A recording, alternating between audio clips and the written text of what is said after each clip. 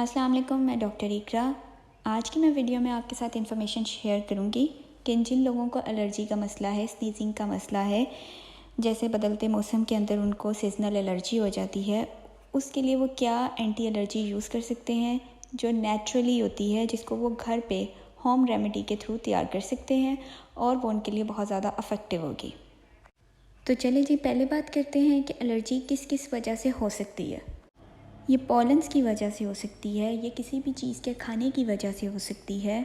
या फिर किसी कीड़े के काटने की वजह से हो सकती है, किसी कीड़े के डंक मारने की वजह से हो सकती है। कोई भी ऐसा एक्सटर्नल एजेंट जो होता है जो हमारे पास एलर्जी कॉज करता है हमारी बॉडी के अंदर, वो हमारी बॉडी के अंदर एंटर होता है। अब जब वो एक्सटर्नल एजेंट हमारी बॉडी के अंदर एंटर होता है, हमारे जिस्म के अंदर एंटर होता है, तो हमारी जो बॉडी होती है वो समटाइम्स कभी कभी ओवर रिस्पॉन्ड करती है,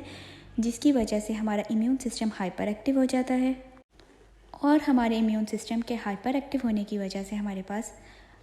एलर्जी जैसे अलामतें आती हैं, जिनमें हमारे पास हे फीवर आ जाता है, जिसमें नाक का बहना, आंखों में ख़ारिश होना या आंखों से पानी आना आ सकता है, हमारी स्किन पे रैशेस का आ जाना, हमें छींकें आना यानी कि स्नीजिंग का मसला का शुरू हो जाना।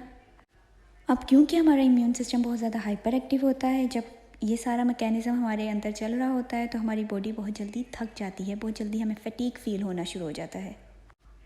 इसके अलावा अगर एलर्जी का मसला बहुत ज़्यादा सवेयर हो, बहुत ज़्यादा वर्स हो, तो पेशेंट के लंग्स के अंदर से, फेफड़ों के अंदर से हमें सीटियों जैसी यानी कि वीजिंग की साउंड भी आना शुरू हो जाती है सांस लेते हुए।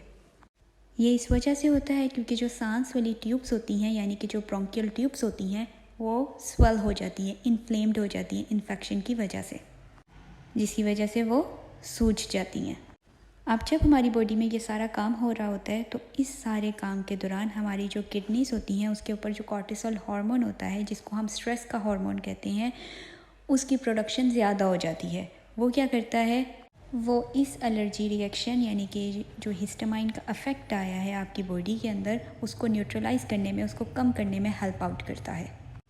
जिसकी वजह से जिन पेशेंट को एलर्जी होती है उनके अंदर चिड़चिड़ापन भी आ जाता है, स्ट्रेस हार्मोन की प्रोडक्शन ज़्यादा होने की वजह से। अब हम बात करते हैं वो कौन सा ऐसा नेचुरल एंटी एलर्जी है जिसको आप घर पे तैयार कर सकते हो और उसको आप किसी भी तरीके की एलर्जी में यूज़ कर सकते हो, जिसको हम कभी कभार नेचुरल सिट्राज़ीन भी कहते हैं। यह है क्वर्सेटीन, जिसको हम नेचुरल एंटी एलर्जी भी कहते हैं या फिर हम इसको नेचुरल सिट्राज़ीन भी कह सकते हैं, जो कि बहुत ज़्यादा अफेक्टिव होता है। और ये क्योंकि हर्बल होता है, नेचुरली आपको पौधों से ऑब्टेन होता है, इस वजह से इसके साइड इफ़ेक्ट कोई भी नहीं होता। अब बात करते हैं कि ये प्लांट का जो केमिकल कंपाउंड होता है जिसको क्वर्सेटीन कहते हैं, ये किन किन चीज़ों में पाया जाता है। ये पाया जाता है प्याज के अंदर, टमाटर के अंदर, ग्रीन लीफी वेजिटेबल्स के अंदर यानी कि ऐसी सब्जियां जिनके हरे पत्ते होते हैं, मूली में, ग्रीन टी में, और अगर फलों की बात करें तो सेब के अंदर। या फिर आप इसको सप्लीमेंट की फॉर्म में भी ले सकते हैं। क्वर्सेटीन सप्लीमेंट हमें मिलती हैं 400 से 600 mg के दरमियान में, अपने वेट और अपनी एज के मुताबिक। इसकी हाफ़ लाइफ जो है वो 2 घंटे की होती है, जिसका मतलब ये है कि 2 घंटे बाद इसका जो एक लेवल होता है वो आपकी बॉडी के अंदर कम हो जाता है, और एलर्जी से रिलीफ हासिल करने के लिए आपके ब्लड के अंदर इसका एक कांस्टेंट लेवल होना ज़रूरी है, जिसकी वजह से आपको हर 2 घंटे के बाद दोबारा से जिस भी चीज़ के अंदर क्वर्सेटीन शामिल है उसका इंटेक करना दोबारा से ज़रूरी होता है, जब तक आपको कम्प्लीटली एलर्जी से रिलीफ नहीं मिल जाता। ये फ़ैट सोलेबल नेचुरल कंपाउंड है, जिसका मतलब ये है कि अगर आप इसको फ़ैट के साथ इंटेक करते हैं, किसी भी फैटी फूड के साथ, तो इसकी एब्जॉर्प्शन आपकी बॉडी के अंदर, इसके जज़्ब होने की सलाहियत आपकी बॉडी के अंदर, आपके जिस्म के अंदर ज़्यादा बढ़ जाती है। जैसे कि आप इसकी सप्लीमेंट को, क्वर्सेटीन की सप्लीमेंट को अगर आप ऐसे दूध के साथ लेते हैं जिसके अंदर मिलाई है, तो इसकी एब्जॉर्प्शन आपकी बॉडी के अंदर ज़्यादा अच्छी होगी।